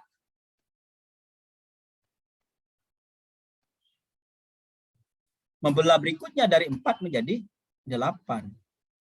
Membelah berikutnya dari 8 menjadi 16. Membelah berikutnya dari 16 menjadi 32. Membelah berikutnya 32 menjadi 64. Oh, lama-lama dalam sekian siklus itu menjadi kumpulan-kumpulan dari kloroplas yang tidak aktif bagian hijau daunnya. Ya. Dari sekian banyak menjadilah satu sel. Satu sel kloroplasnya terhalang semua. Nah, dari 1 sel menjadi 2 sel. Nah, bisa Anda lihat prosesnya. Dari 2 sel menjadi 4 sel. Kembali ke sini. Dari 4 sel menjadi 8 sel yang kloroplasnya tidak aktif. Dari 8 sel menjadi 16, menjadi 32, akhirnya menjadi jaringan daun yang kloroplasnya tidak aktif. Terlihat dari mana? Kalau sudah banyak sel yang tidak aktif, kloroplasnya akan terhidat parigata. Maka proses terjadinya parigata itu adalah dari sumber ya, plastida atau kloroplas yang tidak aktif, tapi lalu kemudian pembelahannya tidak bisa dibagi, hasil pembelahannya tidak bisa dibagi untuk yang berlawanan sehingga dia numpuk jadinya di situ. Dari akhirnya sel semua mengalami seperti itu, 1 sel menjadi 2 sel dan bagian itu menjadi parigata. Ada yang hijau, ada yang putih. Yang putih itu yang tidak aktif. Nah, jadi titik ini juga penting bahwa pada saat anafase ini kromosom menjadi 2. Betul-betul dipisahkan. Yang tadinya 4 menjadi 8, sekarang menjadi 4 kembali. Dan pada saat inilah tidak ada, karena tidak adanya pasangan dan sebagainya, jumlah kromosom sel anak ini sama dengan jumlah kromosom sel induknya, sementara genom sel anak identik dengan genom sel induknya. Kenapa saya katakan identik? Karena ada genom sitoplasma dan genom mitokondria dan kloroplas. Paham ya? Ada pertanyaan di sini?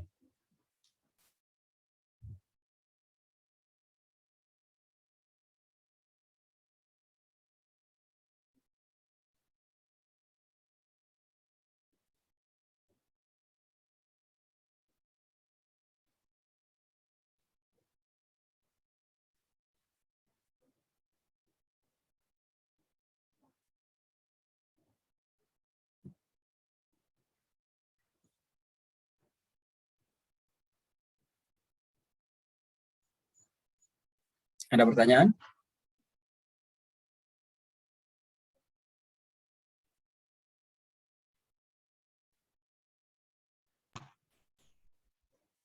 Isi Pak. Silakan. Baik Pak. Pak mau nanya Pak, itu kan sentromernya dibagi menjadi 2 Pak ya. Nah, apakah susunannya sama antara kanan dan kiri? Susunan kiri. Susunan apa? Komposisi sentromernya apakah sama antara kanan dan kiri? Oh ya, apakah susunan sentromernya antara kanan dan kiri sama? Ya, sama. Sentromer sama persis antara kanan dan kiri. Karena dia sentromer dibelah dari 1 menjadi 2. Ya. Jadi sentromer itu sudah dibelah dari pada saat sintesis, ya, maka sentromer itu akan sama kandungannya. Jadi semua kandungan dari kromosom-kromosom yang baru terbentuk itu sama, ya, antara sel induk dengan sel anaknya. Dua sel anak juga harus sama persis. Yang nanti akan membedakan adalah jumlah dari mitokondria dan kloroplas yang tidak sama persis. Ya, tadi saya katakan. Kasih Mas Dimas pertanyaannya.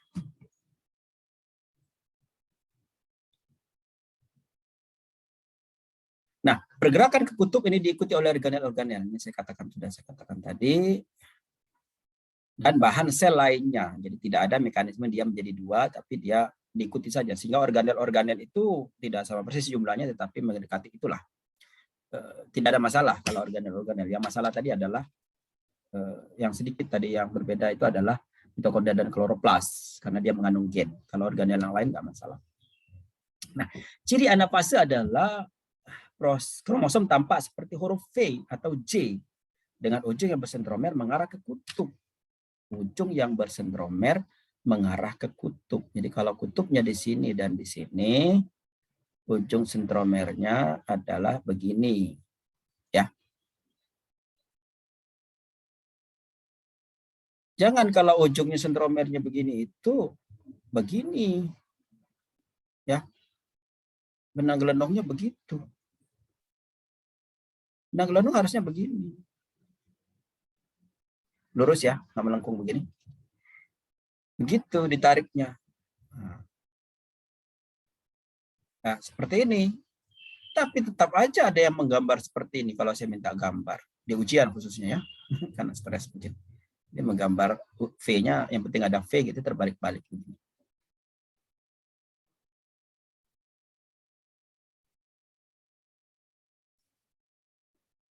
Banyaknya kromosom sekarang menjadi 2 kali lipat. Jika pembentukan benang gelendong tidak terjadi atau dihalangi, maka pemisahan kromosom telah terjadi, tetapi pembelahan sel tidak terjadi. Sehingga banyaknya kromosom menjadi 2 kali lipatnya. Ini yang saya katakan tadi, kalau pemisahan kromosom itu tidak terjadi, pemisahan kromosom telah terjadi, tapi pembelahan sel tidak terjadi, maka jumlah kromosom menjadi 2 kali lipat. Fenomena ini yang dimanfaatkan dalam pemulihan tanaman untuk membentuk dihaploid, dari tanaman haploid menjadi dihaploid, atau dari diploid menjadi tetraploid. Ya, untuk membuat semangka tanpa biji atau untuk membuat tanaman-tanaman dihaploid.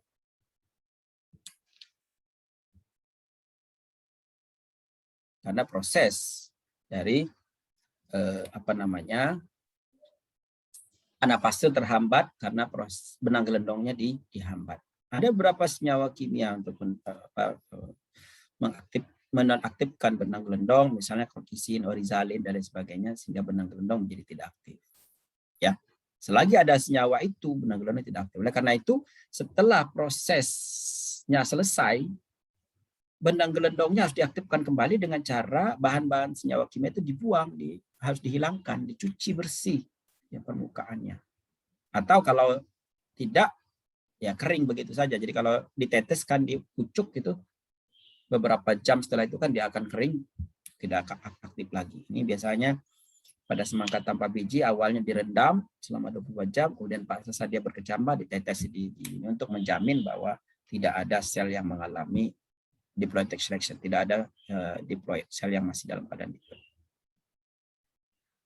Pada telofase itu membran nukleus terbentuk kembali.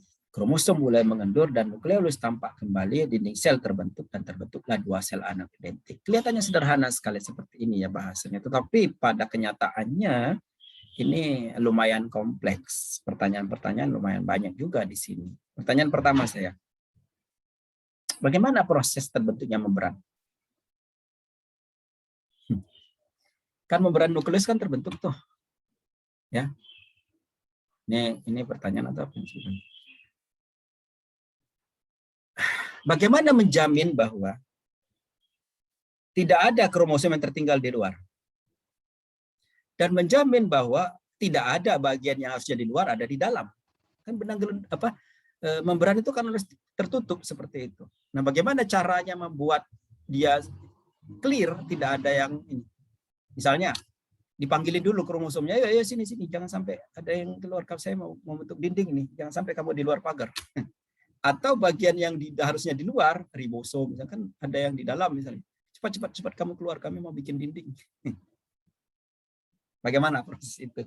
Menjamin bahwa yang di luar tidak ada di dalam, yang di dalam tidak ada di luar. Gitu. Itu menjadi pertanyaan juga. Pertanyaan ini sebetulnya saya juga tidak tahu jawabannya. Kemudian memberan itu harus ada lubang kan. Tadi saya sudah contohkan bagaimana lalu lintas itu melalui memberan kan. Lalu lintas itu dari luar ke dalam, dari dalam ke luar. Harus terhubung dengan ribosom. Hasilnya itu harus juga masuk lagi ke sel untuk pembelahan sel, replikasi, transkripsi dan lain sebagainya. Berarti lubang harus ada. Lubang-lubang itu sebesar apa? Air harus bisa masukkah? Bagaimana proses itu? Lalu lintas itu siapa yang jaga? Pintunya siapa yang jaga? Kalau enggak, sembarang orang masuk nanti di situ.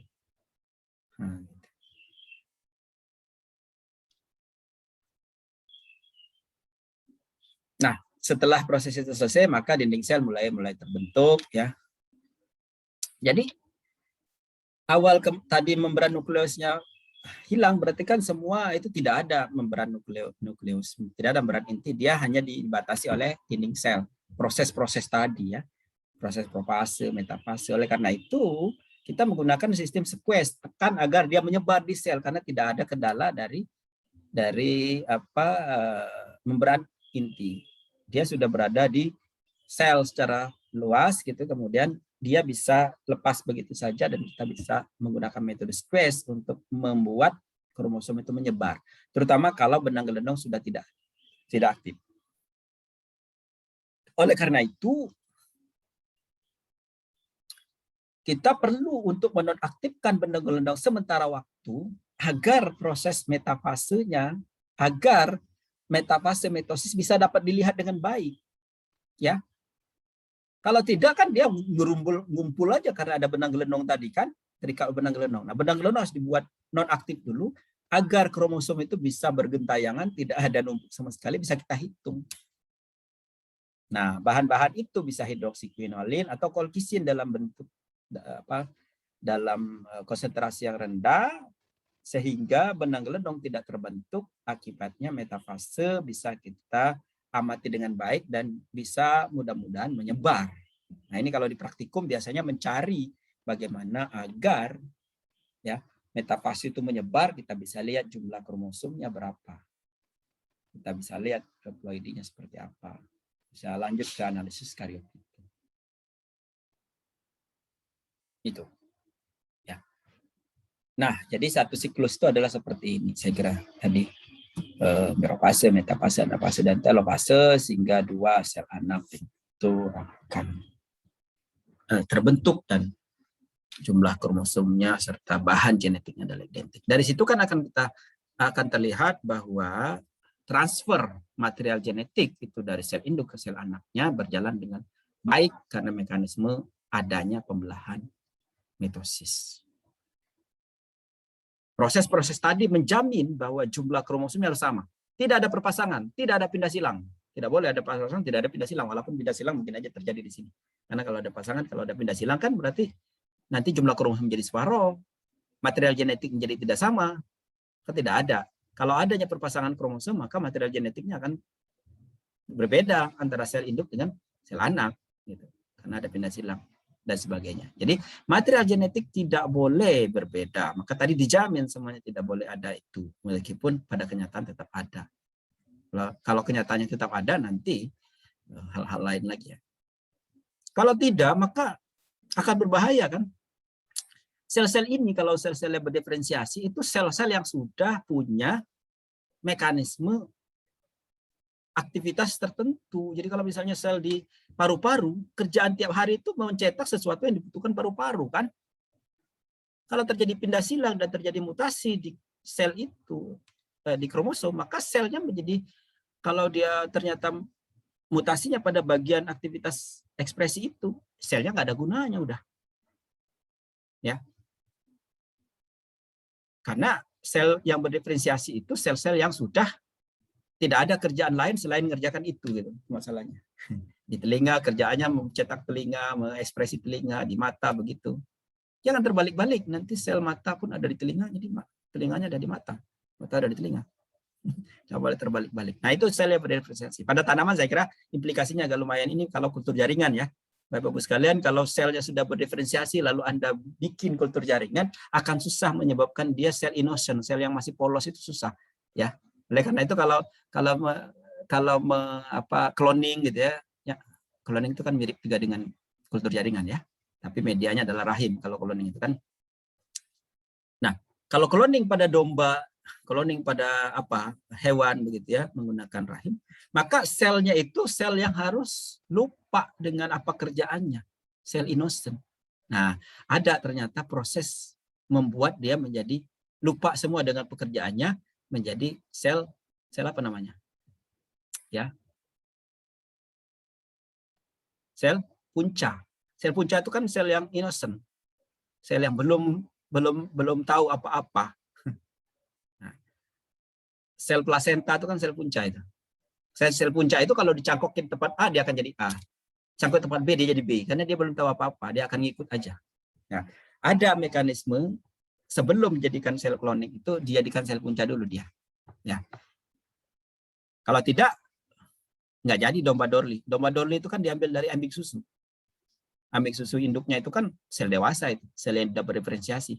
Maka dibuat lupa dulu dengan aktivitasnya sebelumnya. Amnesia dulu, ya, baru kemudian dia mulai dibuat lagi sesuatu yang baru. Nah, sesuatu yang lupa dia akan mulai berdiferensiasi akibat dari zat pengatur tumbuh yang ada. Kalau pada tanaman tidak terlalu banyak, tapi kalau di rahim itu banyak sekali zat pengatur tumbuh yang aktif di situ, sehingga dia akan berdiferensiasi membentuk organ-organ dari diperlukannya, tangan, telinga, dan sebagainya. Kalau enggak, nanti kalau dia tidak melupakan itu, maka akan jadi sel susu saja di situ.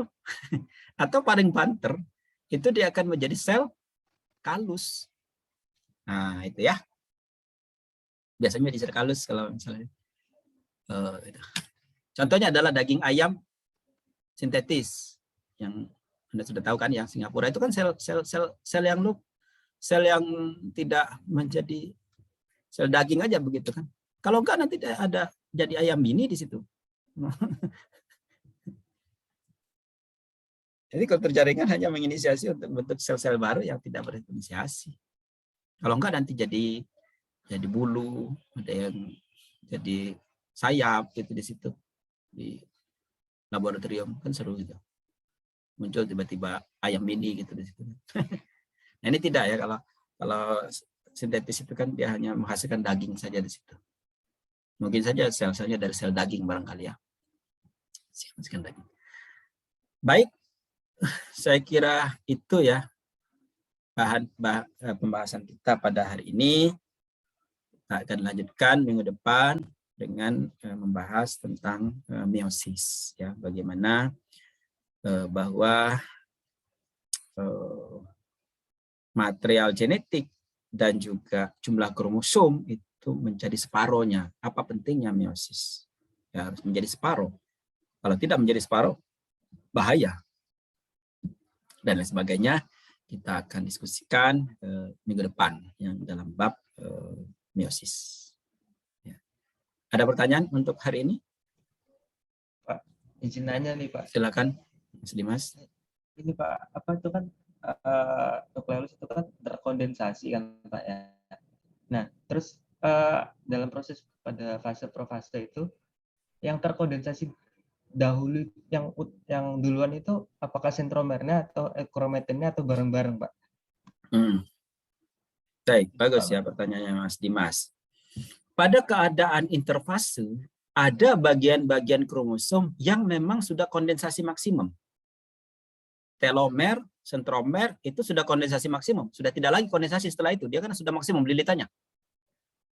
Bagian-bagian kromosom yang mempertahankan jati diri kromosom, misalnya telomer kan harus bertahan itu, kalau enggak dia terurai nanti. Maka dia sudah kondensasi maksimum. Telomer juga begitu, sudah kondensasi maksimum. Jadi tidak lagi berkondensasi. Begitu. Nah, kalau tidak terurai, bagaimana caranya dia mengalami replikasi? Nah, itu pertanyaan juga. Silakan cari jawabannya. Replikasi itu kan harus ada proses penguraian dan bentuknya itu. Padahal dia tidak terurai dan tetap seperti itu kan. Bagaimana caranya mereplikasi sentromer dan telomer gitu kan ya. Nah, jadi ada juga bagian-bagian yang heterokromatin yang lilitannya sudah maksimum itu tidak melilit lagi maksimum. Jadi lilitan-lilitan yang dalam keadaan iokromatin yang akan melilit gitu ya. Heterokromatin mungkin akan melilit juga tapi tidak sedasar yang eokromatin. Tapi bagian telomer dan sentromer sudah tidak ada lilitan, sudah maksimum di situ. Itu kira-kira. Ya. Baik, Pak. Ada lagi? Kalau tidak, kita cukupkan sampai di sini. Terima kasih atas perhatian semuanya. Semoga selalu sehat. Sampai jumpa minggu depan. Assalamualaikum warahmatullahi wabarakatuh. Waalaikumsalam. Waalaikumsalam. Waalaikumsalam warahmatullahi wabarakatuh. Terima kasih, Pak. Terima kasih. Sama-sama.